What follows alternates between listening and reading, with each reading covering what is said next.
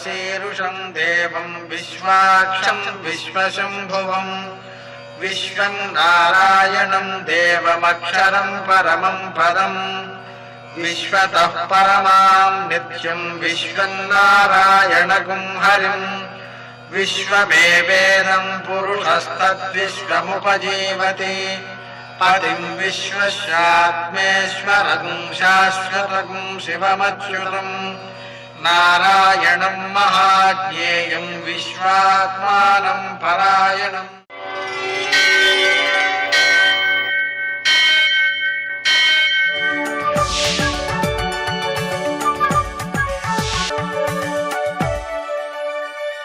सूर्यशौर्यमथेन्दुरिन्द्रपदवी सन्मङ्गलं मङ्गलम्। పద్మావతి ప్రణయలాలిత ముగ్ధదేహ శ్రీ వెంకటేశ్వరుణమోచనమస్తు మహ్యం. నేటి కాలమాన విశిష్టాలను గమనిద్దాం. స్వస్తి శ్రీ చాంద్రమాన దుర్ముఖనామ సంవత్సరం ఉత్తరాయణం గ్రీష్మ ఋతువు జ్యేష్ఠమాసం శుక్లపక్షం శనివారం. సూర్యోదయం 5:45 సూర్యాస్తమయం 6:46. తిథి సప్తమి రాత్రి 12:50 వరకు. నక్షత్రం మఖ ఉదయం 9:30 వరకు. వర్జం సాయంకాలం 6:13 నుంచి 7:57 వరకు. దుర్ముహూర్తం ఉదయం 5:45 నుంచి 7:29 వరకు. అమృతకాలం ఉదయం 6:58 నుంచి 8:40 వరకు. మరల తెల్లవారుజామున 4:39 ప్రారంభం. రాహుకాలం శనివారం కాబట్టి ఉదయం 9 నుంచి 10:30 వరకు. అష్టకవర్గ రీత్యా శుభప్రదమైన సమయం మధ్యాహ్నం 1 గంటకి. నేటి విశేషం శనివారం. మరో విశేషం ప్రదోషం. శనివారం కాబట్టి శని యొక్క దోషాలను నివారించుకోవడం కోసం హనుమంతుని పూజ చేయడం, వడమాల సమర్పించడం, తమలపాకుతో పూజ చేయడం, అలాగే సింధూరంతో పూజ చేయడం ఇత్యాదికములు శని దోషాలను నివారిస్తాయి. అలాగే శివునకు ముఖ్యంగా 1 కేజీ నల్ల నువ్వులతో పూజ చేసి ఆ నువ్వుల్ని ఆవుకు పెట్టడం, వెంకటేశ్వర స్వామికి దీపారాధన చేయడం ఇవన్నీ కూడా శనిదోష నివారకాలే. గోచారంలోనైనా జాతకంలోనైనా శని దశ దోషాలు, అంతర్దశా దోషాలు, అష్టమ శని, అర్ధాష్టమ శని, ఏలినాటి శని దోషాలు నివారించడానికి కూడా ఇవన్నీ ఉపకరిస్తాయి. విశేషించి ప్రదోషం కూడా ఈరోజు కలిసి వచ్చింది కాబట్టి సాయంకాలపు వేళ సూర్యాస్తమయం నుంచి 1:12 సమయంలో 1 కేజీ నల్ల నువ్వులతో శివునకు పూజ చేయడం, మారేడు దళాలతో పూజ చేయడం, ఆ నువ్వులు ఆవుకు పెట్టడం ఇవి శని దోషాలని బాగా నివారిస్తాయి. ఎందుకంటే ఉదయకాలం చేసినటువంటి పూజకు ఒక ప్రత్యేక ఫలితం ఉంటుంది, కానీ ప్రదోషంలో చేసినటువంటి పూజకు విశేష సత్ఫలితం ఉంటుంది. కాబట్టి మనం తక్కువ శ్రమతోనే ఎక్కువ దోషాలను నివారించుకొని ఆ భగవంతుని యొక్క అనుగ్రహం సాధించడానికి ప్రదోష కాలాన్ని సద్వినియోగం చేసుకోవాలి. నేటి ఆణిముత్యాలు.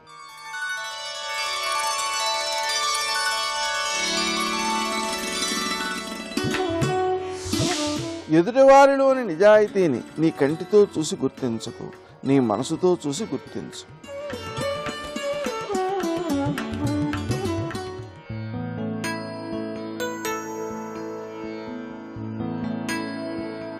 నిరాసక్తత, నిర్లిప్తత, నిరాశ ఎప్పుడూ మీ వెంటే ఉంటున్నాయంటే మీ ఆత్మకి విరుద్ధంగా మీరు ప్రవర్తిస్తున్నారని అర్థం.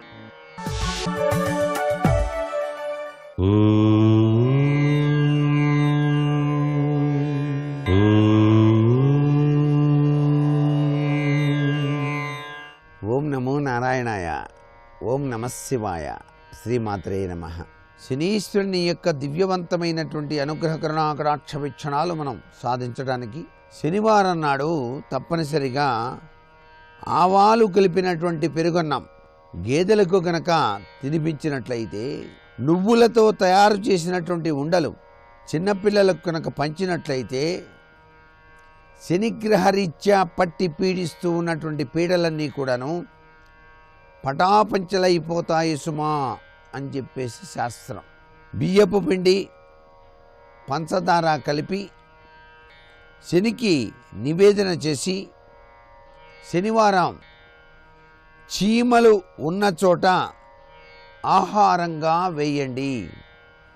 అలా చేయటం వల్ల కూడా శని గ్రహ తీవ్రత నుండి మానవుడు రక్షింప చేసుకోవడానికి ఆస్కారం అత్యధికంగా ఉంటుంది సుమా. గోధుమ పిండి పంచదార కలిపి చిన్ని ఉండలుగా తయారు చేసి శనివారం జలచరాలకు ఆహారంగా వేసేటువంటి అలవాటు చేసుకోండి. శనివారం నాడే జలచరాలకు ఈ విధంగా ఆహారం తయారు చేసి వేసినట్లయితే శనిగ్రహ దోష నివారణ, గ్రహరీత్యా సంభవించేటువంటి ఒడిదుడుకుల నుంచి బయటపడటానికి ఆస్కారం అత్యధికంగా ఉంటుంది సుమా.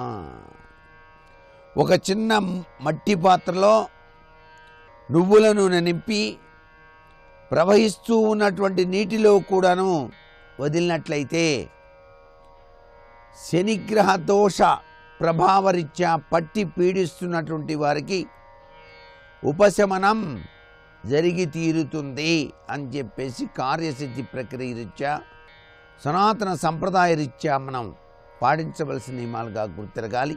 అందుచేతనే దానం, ధర్మం ఇవన్నీ కూడా మానవుడికి సమస్త ఐశ్వర్యాల్ని కూడాను ప్రసాదించేటువంటి విశిష్ట సంప్రదాయం. ఈ విధంగా కనుక ఆచరణ చేసినట్లయితే సర్వ విధములైనటువంటి దోషాల నుంచి బయటపడటానికి ఆస్కారం ఉంటుంది. సర్వే జనా సుఖినో భవంతు.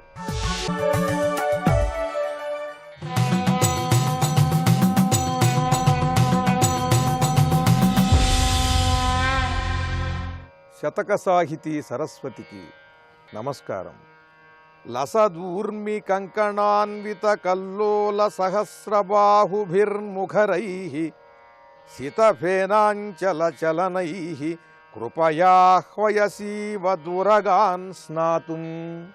ఓ గంగాదేవి, నీ ప్రవాహములో స్వచ్ఛముగా ఉన్నతముగా తరంగములు లేచి ఆ తరంగముల పైన జల బిందువులతో నురుగు ముద్దలతో మనోహరముగా ఆ తరంగములు కదులుతూ ఉంటే అది ఎలా ఉన్నదంటే, దూరంగా ఒడ్డున ఉన్నటువంటి వారిని మీరు స్నానానికి రండి, మీరు స్నానానికి రండి అని ఆ తరంగములు చాలా మనోహరంగా కదులుతూ ఈ జల బిందువులు నురుగు ముద్దలకి ఉన్నవి, అవి చక్కని వెండి కంకణములు ధరించినటువంటి ఒక సుందర స్త్రీ, ఒక దివ్య స్త్రీ స్నానానికి పిలుస్తూ ఉన్నట్టుగా ఉన్నది వారందరినీ కూడా. అంత మనోహరంగా నీ తరంగాలు ఉన్నాయి తల్లి.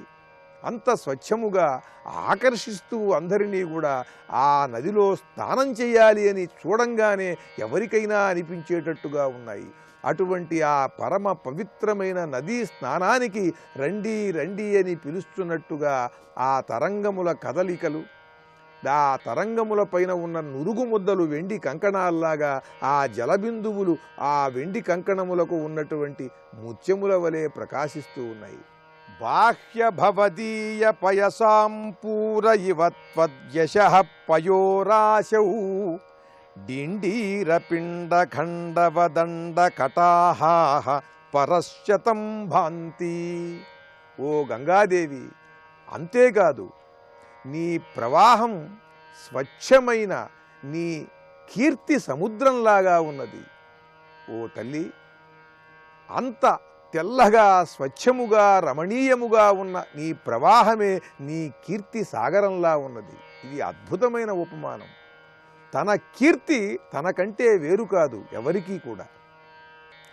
ఆ గంగాదేవి యొక్క కీర్తిలాగా ఆవిడ ప్రవాహం ఉన్నది, అంత స్వచ్ఛముగా ఉన్నది. ఇది ఎంత అద్భుతమైన ఉపమానం. ఈ భారతదేశంలో మహానుభావులు ఈ సంస్కృతి సంప్రదాయాలలో వారు రమించి లీనమై నిష్ణాతులై సమస్త ప్రకృతిని కూడా దర్శించి ఎంత అద్భుతమైన ఉపమానాలను తెలియజేశారు వారి వారి రచనలలో. అంటే దాంట్లో ఇది కూడా ఒకటి పేర్కోవచ్చు. గంగాదేవి యొక్క కీర్తి ఎలా ఉన్నది అని అంటే దానికి ఇంకొక ఉపమానం చెప్పేందుకు లేదు, గంగాదేవిలాగానే ఉన్నది. ఆ ప్రవాహం ఎలా ఉన్నది అని అంటే ఇది నదీ ప్రవాహం, కీర్తి సముద్రంలాగా ఉన్నదిట. నది సముద్రంలా ఉన్నది. ఎక్కడ? కీర్తి విషయంలో.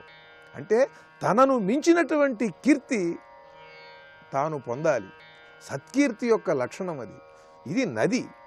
కానీ ఈ నది యొక్క కాంతి ఎలా ఉన్నదంటే సముద్రంలా ఉన్నది. అది ఈ గంగాదేవి యొక్క కీర్తి. ఓ గంగాదేవి, డిండీర పిండ ఖండవదండ కటాహాహ పరశ్యతం భాంతి.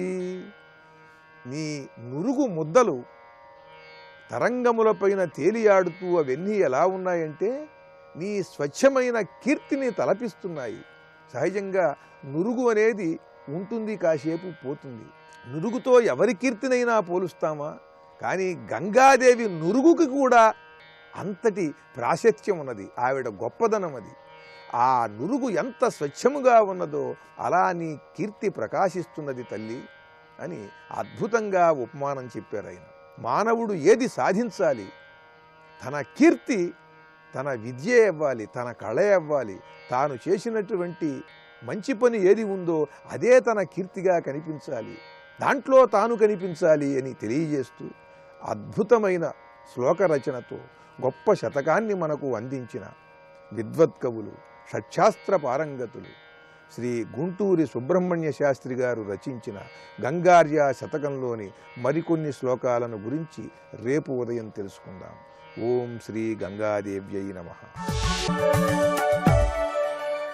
స్వాగతం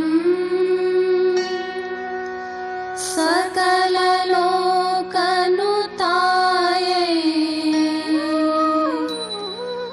స్వాగతం భువనరాజమహిష్యై. శమయతు పాపం దమయతు దుఃఖం హరతు విమోహం స్ఫుటయతు బోధం ప్రథయతు శక్తిం మందం హసితం మనసిజ శాసన కులసుదృశో నః. శివాయ గురవే నమః. శ్రీమాత్రే నమః. శ్రీ విష్ణురూపాయ నమః శివాయ. శ్రీ ఉమాయై నమః. జగన్మాత తన భక్తుల్ని ఎలా అనుగ్రహిస్తుందో చెప్తున్న శ్లోక పరంపర. ఒక్కొక్క శ్లోకాన్ని చదువుతూ అమ్మవారి పాదపద్మాన్ని ఆశ్రయించిన భక్తిని భావన చేస్తే ఆ శ్లోకంలో చెప్పిన ఫలితం లభిస్తుంది. ఇప్పటి వరకు వివిధములైన ఫలితాలను చెప్పారు. ఇప్పుడు చెప్తున్నది కష్టాలు తొలగించేటువంటి కారుణ్యాన్ని వర్ణించే శ్లోకం. ఇందులో విశేషం ఏంటంటే ఇందులో సంబోధనలు, వర్ణనలు ఈ రెండూ ప్రధానం. ఆ రెండూ కూడా హృదయంలో పట్టుకోగలిగితే ఫలితం వెంటనే లభిస్తుంది. అది దీని యొక్క ప్రత్యేకత. ఇప్పుడు చెప్పబోయే శ్లోకంలో ఒక చల్లదనాన్ని వర్ణిస్తున్నారు. ఇక్కడ బాగా తాపంలో ఉన్నప్పుడు చల్లదనాన్ని స్మరిస్తే ఒక హాయి ఉంటుంది. అలాంటి చల్లని తల్లిని స్మరిస్తే ఎలాంటి తాపం నుంచైనా బయటపెడుతుంది. తాపం అంటే బయట ఉండే సూర్య అగ్ని తాపమే కాదు, మనస్సులో ఉండే కష్టాలు కూడా తాపం కలిగిస్తుంటాయి. అందుకు బాహ్య తాపాలు, ఈ కష్టతాపాలు రెండిటి నుంచి తరింపజేయగలిగే చల్లని తల్లిని స్తుతిస్తున్న శ్లోకం ఇది. శీతకర దర్పహర వక్త్ర జలజాతి శీతగిరి నందిని తవాంఘ్రి జలజాతం యస్మరతి దేవి హృది విస్మరతి సోయం విష్టపమశేషమపి కష్టతతి ముక్తః. శీతకర దర్పహర వక్త్ర జలజాతే. శీతకరుడు అంటే చంద్రుడు. ఆ చంద్రుడి పొగరుని అణచగలిగేటువంటి వదనము నీది అని చెప్తున్నారు. అంటే పూర్ణచంద్రుని కంటే గొప్పగా ప్రకాశిస్తున్నది అమ్మవారి యొక్క వదనము. నిండు చంద్రుడు అంటేనే ఒక చల్లదనము, శాంతి స్ఫురిస్తుంది, ఒక ప్రసన్నతా భావం అన్నది. ఒక మామూలు చంద్రుడికి ఇంత ప్రసన్నత ఉంటే ఆ చంద్రుడిని మించిన అమ్మవారి వదనంలో అటువంటి ఆహ్లాదకరమైన ప్రసన్నమైన శాంత లక్షణము భాసిస్తున్నది. శీతగిరి నందిని, చల్లని కొండ యొక్క కూతురు అమ్మవారు, అంటే హిమవత్ పర్వతరాజపుత్రి. ఓ తల్లి, అటువంటి నీ యొక్క పాదపద్మాల్ని ఎవరు హృదయంలో స్మరిస్తున్నారో వారు ఈ ప్రపంచాన్నే మర్చిపోతారు, కష్టాల నుంచి బయటపడతారు అని. ఈ చెప్పడంలో అమ్మవారిని తలంచుకోగానే ప్రపంచాన్ని మర్చిపోవాలి. అందుకే తల్లి యొక్క స్మృతి ప్రపంచం యొక్క విస్మృతి అన్నారు ఇక్కడ. అంటే ప్రపంచాన్ని మరచిపోతూ అమ్మవారి యొక్క పాదపద్మాలతో ఎవడైతే తాదాత్మ్యం చెందుతున్నాడో వాడు అన్ని కష్టాల నుంచి బయటపడుతున్నాడు. పార్వతీ పాద ధ్యానానికి ఉన్నటువంటి మహిమని ఇక్కడ చెప్తున్నారు. శక్తి రయస్య తవ పాద సరసీజై శక్తిధర మాతరణ లక్ష గృహనాథే పూర్ణశచి జైత్రముఖి పుణ్య పురుషోసౌ స్వర్ణ శిఖరీవ బుధలోక శరణం స్యాత్. ఇక్కడ చూపిస్తున్నది అమ్మవారి యొక్క భక్తుడు గొప్ప జ్ఞాని అవుతాడు అని చెప్తున్నారు. మొదటి దానిలో కష్టం నుంచి బయటపడతారన్నారు, ఇక్కడ జ్ఞాని అవుతున్నాడు అన్నారు. అలాగే సంపదలు పొందుతున్నాడు అనేది ఇదివరకు శ్లోకాల్లో చెప్పుకున్నాం. శక్తిరయి యస్య తవ పాద సరసీజే. శక్తి, శక్తి అంటే ఆసక్తి అని అర్థం ఇక్కడ. అమ్మా, నీ పాదపద్మాలపై ఆసక్తి ఎవడుకున్నదో అటువంటి భక్తుడు పండితుల చేత నమస్కరింపబడుతూ పండితులు కూడా పొగడగలిగేటంత గొప్ప పండితుడు అవుతాడు. అంటే పండితులు కూడా ఇతరే పండితులను స్తుతిస్తారు, అంత గొప్పవాడు అవుతాడమ్మా అని చెప్తున్నారు ఇక్కడ. అటువంటి పాండిత్యము జ్ఞానము అమ్మవారు తన భక్తునికి ప్రసాదిస్తారు. ఇక్కడ సంబోధనలు ఎంత గొప్పగా ఉన్నాయంటే, శక్తిధర మాత, శక్తిధరుడు అంటే సుబ్రహ్మణ్యుడు, సుబ్రహ్మణ్యుని తల్లి. అనలాక్ష గృహనాథే, అనలాక్షుడు అంటే అగ్నినేత్రుడు అనగా శివుడు, ఆయన యొక్క గృహనాథే గృహిణివి నువ్వు. పూర్ణ శశి జైత్రముఖి, పూర్ణచంద్రుని జయించిన వదనము కలదానము నువ్వు. ఈ మూడు చెప్పడంలో అమ్మవారి దగ్గర అన్ని జయలక్షణాలు ఎలా ఉన్నాయో చూపిస్తున్నారు. అన్ని జయలక్షణాలు ఉన్నాయి కనుకనే అమ్మవారి భక్తుడు కూడా అందరికంటే గొప్పవాడే జయిస్తున్నాడు. జయము అంటేనే అన్నిటినీ మించి గొప్పగా ఉండడము అని అర్థం. ఇక్కడ జయతత్వం అమ్మవారి దగ్గర ఉన్నది. ముఖ్యంగా సమస్త దానవుల్ని జయించాడు సుబ్రహ్మణ్యుడు. దేనివల్ల జయించగలిగాడు? శక్తిధర, ఆ పదం అంత చక్కగా ప్రయోగించాడు. తన యొక్క శక్తి ఆయుధంతో తాను దానవులందరినీ జయించగలిగి దేవసేనాని గొప్ప పరాక్రమవంతుని కీర్తి పొందాడు. ఆయనకు శక్తి ఆయుధం ఇచ్చింది ఎవరు? అమ్మవారు ఇచ్చారు. దీన్ని బట్టి అంత గొప్పవాడు జయస్వభావం కలిగిన సుబ్రహ్మణ్యునికి తల్లి అంటే ఆయనకంటే గొప్పగా ఉన్నది అమ్మవారు. అదేవిధంగా అనలాక్ష గృహనాథే, ఈ చెప్పడంలో విశేషం ఏంటంటే అగ్గి కంటివాని ఇల్లాలు అమ్మవారు. అంటే శివుడు నిప్పు కంటివాడు. నిప్పు కన్నని చెప్పడంలో మన్మధుణ్ణి జయించిన నేత్రం అది. మన్మధుణ్ణి జయించాడు శివుడు. అలాంటి శివుని మనస్సును లోబరుచుకుంది అమ్మవారు. అక్కడ కూడా అమ్మవారి జయలక్షణం చెప్తున్నారు. ఇక మూడవది పూర్ణచంద్రుని జయించిన ముఖము, ఇక్కడ కూడా జయలక్షణం ఉన్నది. ఇలా అమ్మవారి జయలక్షణాలన్నీ చెప్తూ అలాంటి జయస్వభావం కలిగిన అమ్మవారిని ఎవరైతే భక్తితో కొలుచుకుంటున్నారో వారు అందరికంటే గొప్పవారి, పండితులు కూడా పొగడదగినటువంటి కీర్తిని పొందుతారు అన్నారు. దీనిలో ఒక విశేషమైన పదాన్ని చెప్పారు. స్వర్ణ శిఖరీవ బుధలోక చరణం స్యాత్. మేరు పర్వత శిఖరం వలె బుధలోకము అతన్ని ఆశ్రయిస్తుంది అన్నారు. బుధలోకం అనే మాటకి రెండు అర్థాలు. బుధులు అంటే దేవతలు, బుధులు అంటే పండితులు, రెండు అర్థములు. దేవతలు మేరు పర్వతాన్ని ఎలా ఆశ్రయిస్తారో పండితులు నీ భక్తుని అలా ఆశ్రయిస్తున్నారు. అంటే మేరు పర్వతమే దిక్కు, మేరు పర్వతం గొప్పదని దేవతలు ఆశ్రయిస్తారు. అలాగే ఈ పండితుడే గొప్పవాడు అని మిగిలిన పండితులు అతన్ని ఆశ్రయిస్తున్నారు. అంత గొప్పవాడిగా అమ్మవారు అనుగ్రహిస్తున్నారు. ఇంతవరకు కష్టాలు పోగొట్టడమైంది, జ్ఞానం ప్రసాదించడమైంది. ఇక్కడ చెప్పబోయేది సమస్త పాపాలని పోగొట్టమ్మా అని అడుగుతున్నారు. నిజానికి ఈ శ్లోకంలో మహిషాసురమర్దిని స్వరూపం చెప్పబడుతున్నది. ఇక్కడ రోగము దుఃఖము వీటన్నిటికీ హేతువులు పాపాలు. ఆ పాపాన్ని పోగొట్టు అని ఈ శ్లోకం చదివితే ఎటువంటి రోగమైనా పోతుంది. గణపతి ముని యొక్క జీవిత చరిత్రలో రచింపబడుతూ ఉన్నటువంటి అంశం ఇది. తెలియబడుతోంది స్పష్టంగా జరిగిన కథ. అనారోగ్యంతో బాధపడుతున్న ఒకనికి ఈ శ్లోకాన్ని ఇవ్వడం చేత అతడు అనారోగ్యం నుంచి బయటపడ్డాడు. అదేవిధంగా శత్రుబాధలు ముంచుకు వచ్చినప్పుడు ఈ శ్లోకాన్ని పఠించడం వల్ల శత్రుబాధల నుంచి బయటపడ్డారు. కనుకని ఈ శ్లోకం శత్రుబాధల్ని పోగొడుతుంది, అనారోగ్యాన్ని పోగొడుతుంది, ఆదివ్యాధుల్ని తొలగిస్తుంది. అలాంటి శక్తి ఉంది ఇందులో ఉన్న పదాల్లో. అందుకు ఈ శ్లోకాన్ని భక్తితో ఆశ్రయిద్దాం. వైరి గణ నిర్దలన ఖడ్గవరపాణి వాససి పదుర్దశన వాససి చ సోణి నేత్రమిష పావక విశేషిత లలాటే పాపమఖిలంజఘి మృగాధిపతి ఘోటే. ఇందులో శబ్దజాలమే చాలా విశేషమైనది, వర్ణన మరీ గొప్పది. అందుకు ఒక్కొక్క పదాన్ని స్పష్టంగా పలుకుతూ ఇందులో చూపించిన వర్ణాన్ని హృదయంలో గ్రహించగలిగితే ఫలితం వెంటనే లభిస్తుంది. వైరి గణ నిర్దలన ఖడ్గవరపాణి, శత్రు సమూహాన్ని చీల్చగలిగేటువంటి కత్తిని పట్టుకున్నది ఆ తల్లి. మహిషాసురమర్దనము మొదలైన చేసిన జగన్మాత రూపం ఇది. వాససి పదోర్ దశన వాససి సోణి, కట్టుకున్న వస్త్రము, పాదము, పెదవులు మూడు ఎర్రగా ఉన్నాయన్నారు. అంటే అమ్మవారు ఎర్రని చీర కట్టుకున్నది, పాదములు కూడా పద్మముల వలె ఎర్రగా ఉన్నాయి, దానికి తోడు ఎర్రని పారాణి ఉన్నది. అలాంటి పాదపద్మాల్ని ధ్యానించాలి. ఎర్రని చీర కట్టుకున్నది ఆ తల్లి. అదేవిధంగా కోపంతో పెదవులు అదురుతున్నాయి, రాక్షసులపై కోపంతో ఆ పెదవులు ఎర్రగా ఉన్నాయి. అలాంటి ఎరుపుతో ఉన్నటువంటి తల్లి, దానికి తోడు నేత్రమిషపావక విశేషిత లలాటే, అగ్నినేత్రం ప్రకాశిస్తున్నది పాలములో. అప్పుడు అగ్నినేత్రం యొక్క ఎరుపు మొత్తం పాలమంతా వ్యాపించింది, అంటే నుదుటంతా వ్యాపించింది, అదొక ఎరుపు. ఇలాంటి ఎరుపు కాంతులతో మెరిసిపోతూ మృగాధిపతి ఘోటే, అంటే సింహవాహినిగా భాషిస్తున్న అమ్మవారు నా సమస్త పాపములను నశింపజేయుగాక అంటున్నారు.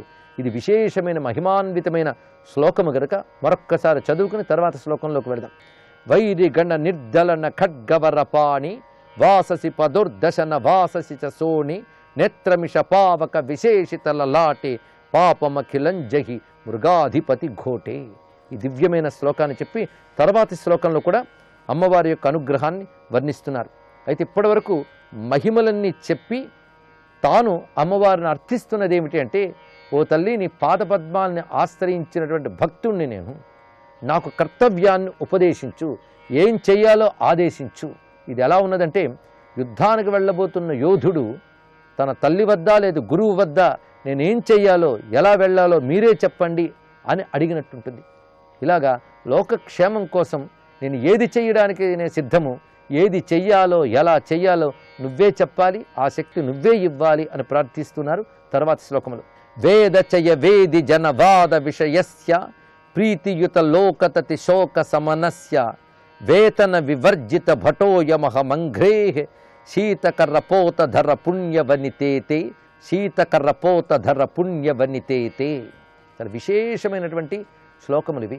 అమ్మవారి అనుగ్రహం బాగా పండితేనే ఇలాంటి శ్లోకాలు రచించగలరు. మధురమైన శబ్దాలు, అద్భుతమైన భావాలు, రమ్యమైన వృత్తాలు. అటువంటి శ్లోకంతో అమ్మవారిని ఏమి ప్రార్థిస్తున్నారో రేపు తెలుసుకుందాం. సర్వం శ్రీమాతృ చరణారవిందార్పణమస్తు.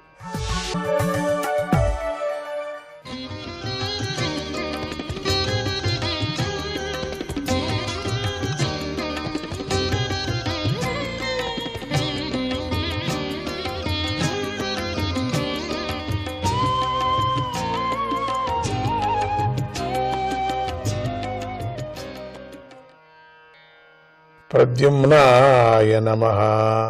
ఒకే పదార్థము, రసము, రూపము మొదలైన అనేక గుణాలకు ఆశ్రయమవుతుందని అనుకున్నాం కదా. ఒకే పదార్థాన్ని కన్ను తెల్లగా ఉందని, నాలుక తీయగా ఉందని, ఇంద్రియాలు ఇలా వేరువేరు తెలుసుకుంటున్నాయి. అదేవిధంగా వివిధ శాస్త్ర మార్గాలు ఒకే భగవంతుణ్ణి అనేక విధాలుగా దర్శిస్తున్నాయి, తెలుపుతున్నాయి.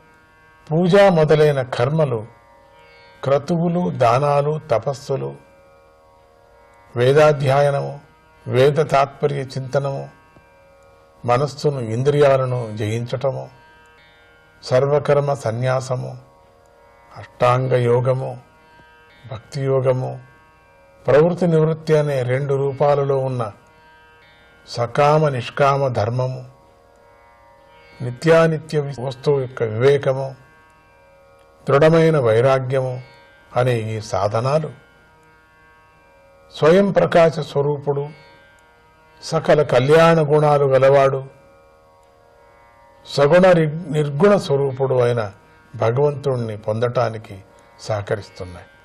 నీకు 4 విధాలైన ఆర్తులకు, జిజ్ఞాసులకు, అర్థార్థాలకు, జ్ఞానులకు సంబంధించినటువంటి భక్తియోగ స్వరూపం గురించి చెప్పాను. తెలుసుకోవటానికి సాధ్యం కాని పనులు కలది, ప్రాణుల లోపల ఉండి జన్మ మొదలైన వికారాలను కలిగించేది అయిన కాలస్వరూపాన్ని వివరించాను.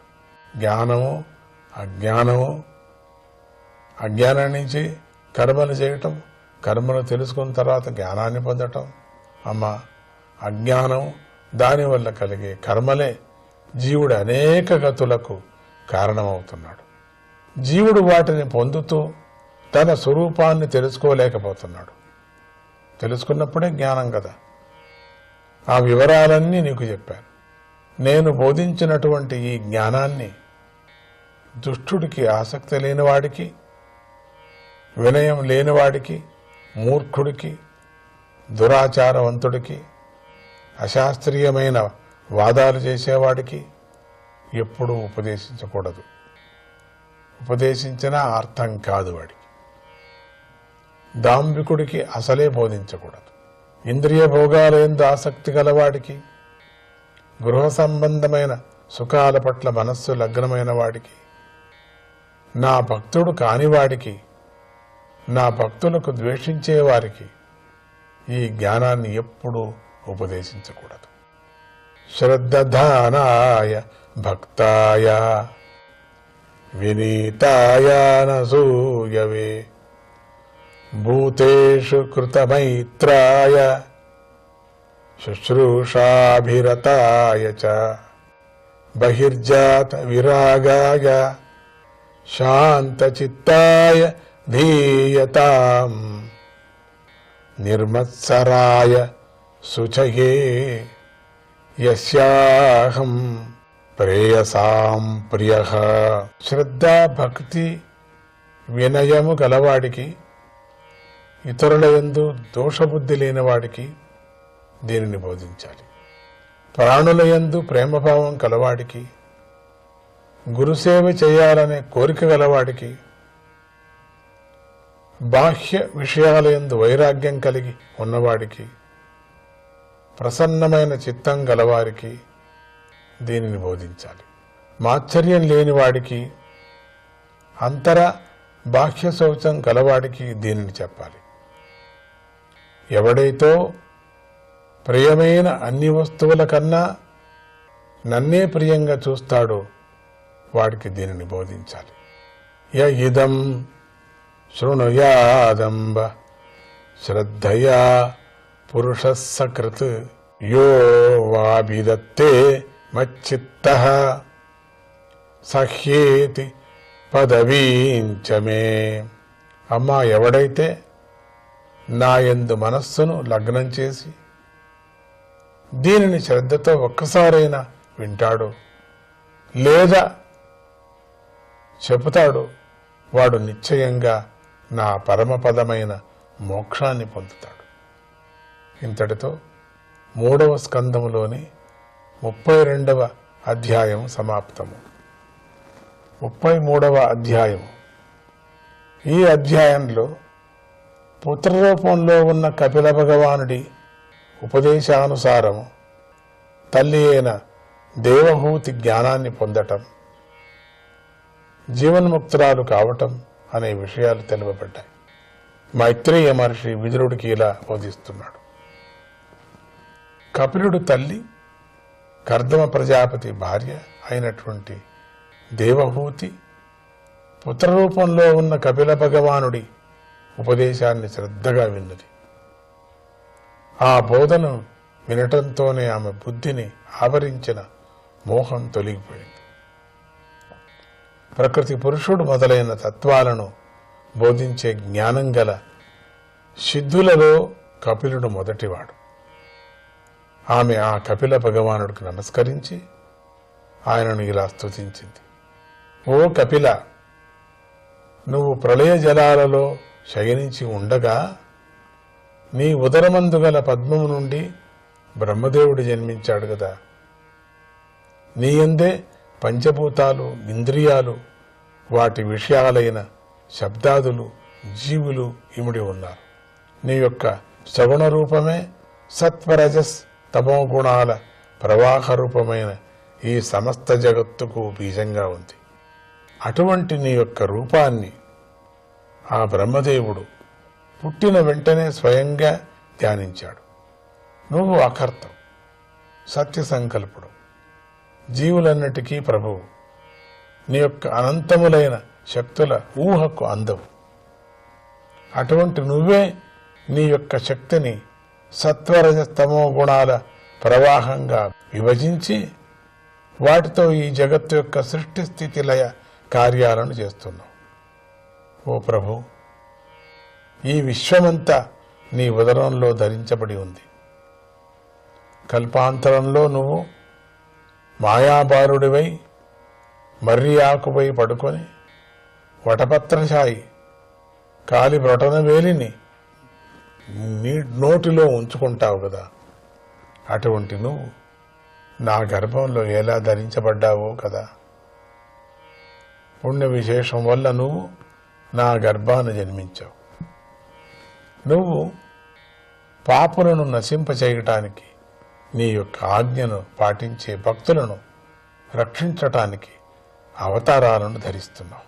ఏ విధంగా వరాహ అవతారం మొదలైన నీ యొక్క అవతారాలు లోక కళ్యాణం కలిగించాయో అదేవిధంగా ఈ అవతారం కూడా ముముక్షువులకు ఆత్మజ్ఞాన మార్గాన్ని అందించటానికి ఉద్దేశించబడింది. ఓ భగవంతుడా, పరమ కిరాతకుడైన మానవుడు కూడా ఎప్పుడైనా సరే నీ నామాన్ని కీర్తించి విని నీకు నమస్కరిస్తే, నిన్ను స్మరిస్తే, కూర్చున్నప్పుడు లేచున్నప్పుడు కృష్ణ హరే గోవింద అని గాని మాట ప్రారంభం చేసుకోకముందు హరే కృష్ణ జయ గురుదత్త ఏదో చెప్పుకోవటం కానీ, ఆ టెలిఫోన్లలో హలో హలో హలో అనే బదులు జయ గురుదత్త ఎవరండి, శ్రీ గురుదత్త ఎవరండి అనటం ఎంత మంచిది. తెలిసిన వాళ్ళు, తెలియని వాటి లేకపోతే పర్వాలేదు, థ్యాంక్స్ అండి, నమస్కారం అండి అట్లా చెప్పుకోవచ్చు. కొంచెం తెలిసిన తర్వాత ఆ హలో హలోలు అనే బదులు జయ గురుదత్త ఎవరండి అన్నా చాలు, కొత్తవాడైనా సరే. ప్రద్యుమ్నాయ నమః.